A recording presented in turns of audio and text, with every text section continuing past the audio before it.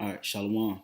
All right, I always want to start by giving praises to Yahweh Bashim Shai, double honors to the elder apostles at Great Millstone, and also peace and many blessings to the elect that's pushing out this truth throughout the four corners of the earth. Okay, it's the brother Tazawam, and here to bring another lesson. I wanted to go into, or basically entitled this video, Ponder on This, the dynamics of this truth will change. Okay, and when I say the dynamics of this truth, meaning the surroundings, your surroundings, or the energy, okay, of this truth is going to change. The truth itself as is not going to change. That's in Malachi 3. All right, the Lord said, "I change not," but the truth as we know it, where we able to log into YouTube, talk on the phone to brothers, go to work, go to camp.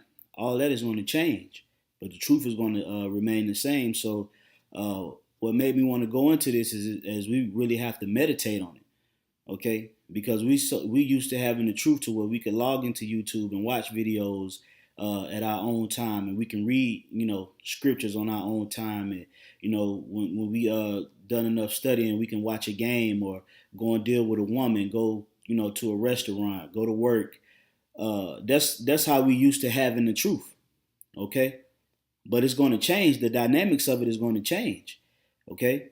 You may it's going to go. The Most High is going to increase it up a level, all right, to where you're gonna know the truth in the concentration camp, or you're gonna know the truth in the wilderness, all right, or you're gonna be seeing people getting their damn brains blown out their head at the same time you know this truth. Okay, so you gotta see what kind of person should you be in that day. Should you just give up? All right, so before these things come to pass, I find it helpful to meditate on it. Okay, it can be very helpful to meditate. But before I go in, I just want to read this definition of dynamics.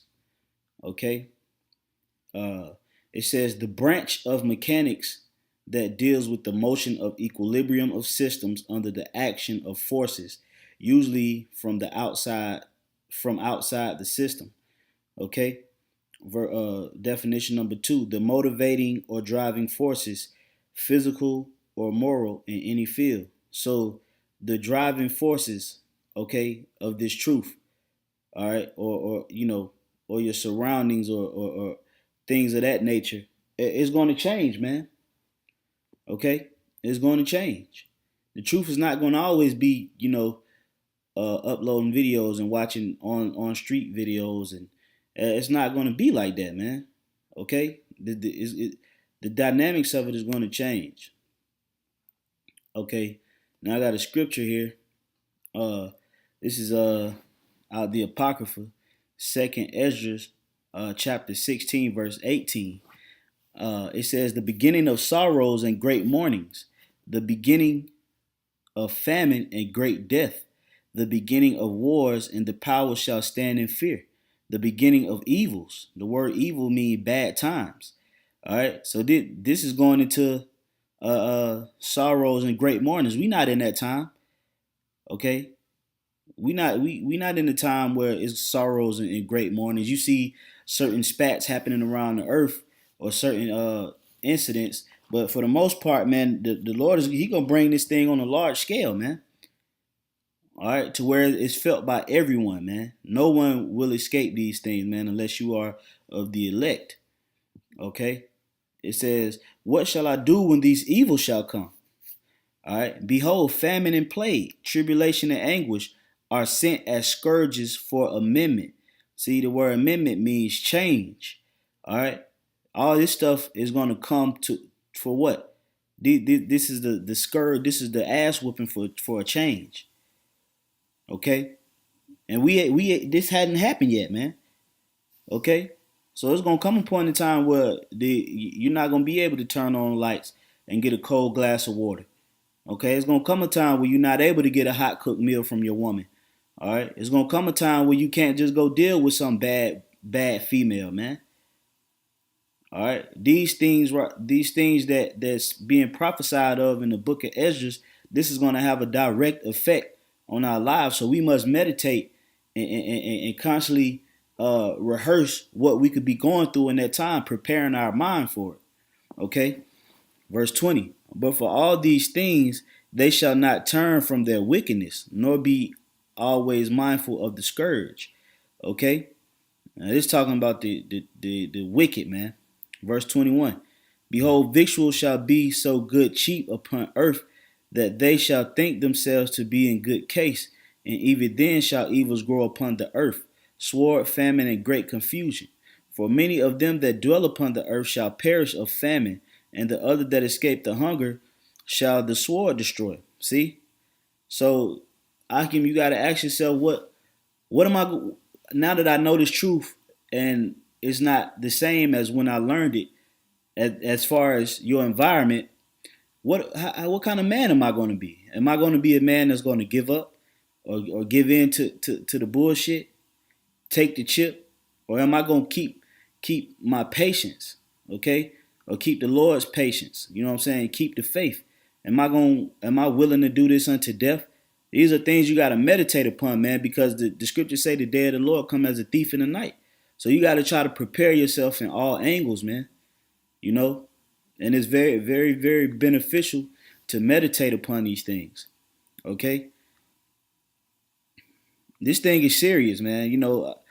Not all brothers, but you can kind of sense, when brothers be playing sometimes, man.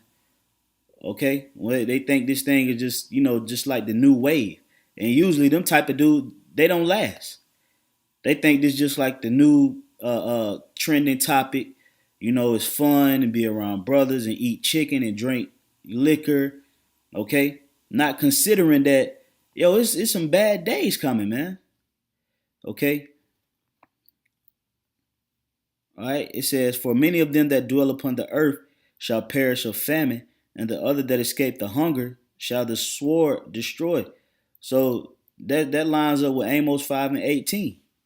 All right, where it says, "He shall flee a lion and meet a bear, and run from a bear and meet a snake." Okay, it say, so the ones that escape the famine or the hunger, the sword gonna get you, which is Esau, and the dead shall be cast out as dung. That lines up with Jeremiah 16:4. All right, so that's how you know that the prophets are in the same spirit. All right, and Yahweh Shema Shai does not contradict himself, because prophets wrote of the same things. Okay, and the dead shall be cast out as dung, meaning they're gonna be all out in the middle of the streets, man, without proper burial. So what you gonna do then? You gonna bug out when you look around, you don't see nothing but dead bodies, and you the only one alive? What you gonna do? You gonna lean on Yahweh Shema Shai, or you gonna give in? These are critical questions, man. It's critical questions to ask yourself. I'm asking a rhetorical question because really the question should be asked to oneself. And there shall be no man to comfort them. See that? There shall be no man to comfort them. All right. But the elect is going to have comforter. The elect is going to have a comforter. Okay. I'll show you that.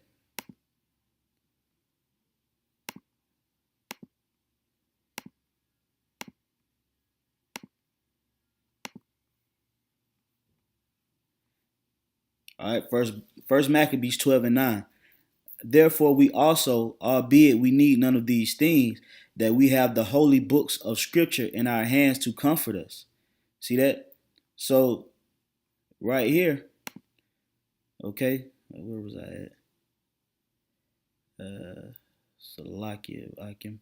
All right, verse 23. And the dead shall be cast out as dung, and there shall be no man to comfort them. See, now that's talking about the wicked. They're not gonna have no damn Creflo Dollar ministries to go to, or no damn TD Jakes to where they can lie and make these people feel. They're not gonna have that. And these people already don't have trust in the Lord because they looking for good times. That's why the scriptures say, "Woe unto you who desire the day of the Lord. To what end is it for you?" So they're not considering, the wicked is not considering all these things to come. So when they start coming to pass, they're not gonna have no faith. These niggas gonna take the chip because they gonna think everything. They gonna finally realize that everything that they learn in these other denominations was false, and that the only ones who had the truth was going to be the ones that keep the faith, man. All right, for the earth shall be wasted, and the city shall be cast down. There shall be no man left to till the earth and to sow it. The trees shall give fruit, and who shall gather it? The grapes shall ripen, and who shall tread them? For all places shall be desolate of men. See that? It's going to be a mass death coming, man. Okay? So that one man shall desire to see another and to hear his voice. It's going to be so bad, man. You going to be just want to see another person. Just to have a conversation. It's going to get so bad to where you going to lust after a conversation, man. That's bad, man. So what kind of person are you going to be? All right? That's when the chosen, his chosen shall be revealed. It tells you that in the scriptures. I can't remember off top, but it say then shall my chosen be known. Okay. The grapes shall ripen, and who shall tread them? For all places shall be desolate of men, so that one man shall desire to see another and to hear his voice. For of a city there shall be left 10, and 2 of the field, which shall hide themselves in the thick of the groves. Meaning what? That the 2 that's in the field, or if you in the field, they're gonna be hiding in the damn in the forest, in the woods and shit, man. So what you gonna do when you in the woods, man? You ain't ate in 3 days. You know, you ain't had nothing to drink. Okay? What kind of faith you gonna have? You gonna be like, man, we gotta go take the chip, man. I mean, we gonna die anyway, you know? And once we die, we gonna come back in the kingdom of heaven anyway. I'm just talking about, because these are thoughts that can come into your mind, man, in that day. Well, it's almost over, man. I can't take it no more, man. At least if we die, man, we gonna, we'll come back in the kingdom, you know? I can't deal with it. You start lacking that faith. What you gonna do, man? Which shall hide themselves in the thick of the groves and the clefts of the rocks, as in an orchard of olives. Upon every tree there are left 3 or 4 olives, or as when a vineyard is gathered, there are left some clusters of them that diligently seek through the vineyard. Now listen to this, verse 31. Even so, in those days there shall be 3 or 4 left by them that search their houses with the sword. See that? So the Esau gonna come and search your house with the sword, man. All right, and some gonna get away into the trees. Okay, into the forest. So, hey man, these are the questions that you gotta constantly be running through your mind, meditating on, man. You know. It tells you that. I'm gonna get it real quick. I had it. 1 second, bear with me. I'm just grab this. This is the book of Sirach, chapter 39, verse 1. But he that giveth his mind to the law of the Most High, and is occupied in the meditation thereof, will seek out the wisdom of all the ancient, and be occupied in prophecies. See? So it say, and is occupied in the meditation thereof. All right. And what's some things that's prophecy that you should be meditating upon? The RFID microchip, the famine, the pestilence. All right. The martial law, concentration camps, being tortured by Esau. Like it tells you in Luke 21 and in Matthew 10, that we're gonna be delivered up into the kings and the nobles. All right. And we shall be persecuted. Or what kind of person you gonna be, man? Including myself. You know, that's why it's a must. You pray for faith before these days come, man. This is the grace period. This is where you get built up, man. The elders and apostles, they not just getting on men for no reason, man. They trying to make sure you strong, man. And you got these dudes out here acting like some damn punks, talking about teaching love, man. Listen, man, we going into some times, man. All right. Yeah, so that's the point on that one. I'm gonna get Revelation 3 and 10. It reads, because thou hast kept the word of my patience, I will also keep thee from the hour of temptation. So let's look at this word temptation. Okay.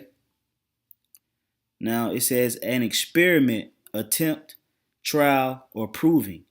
Trial, proving the trial made of you by my bodily condition. All right, the trials of man's fidelity, integrity, virtue, constancy. All right. So basically, the hour of temptation is a trial period, or it's an experiment. And what will Yahweh Shemel shall be experimenting on? The men of the Lord. All right. To see who has faith and who doesn't have faith. Okay. That's what this hour of temptation is going to do. It's going to separate the elect from everybody else who's been fucking around, man. All right. Because faith is going to be that deciding factor in which the elect is made. That faith, man. That's the deciding factor.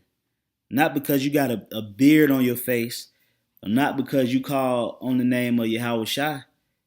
All right, because you got some of these other guys out here that ain't right. That call on the name of Yahweh Shai. But when it come down to it, that faith is gonna be slack, man. That's the deciding factor. Okay, that's why the scripture say in Ephesians, I think it's 2:8, by grace are ye saved through faith. See that?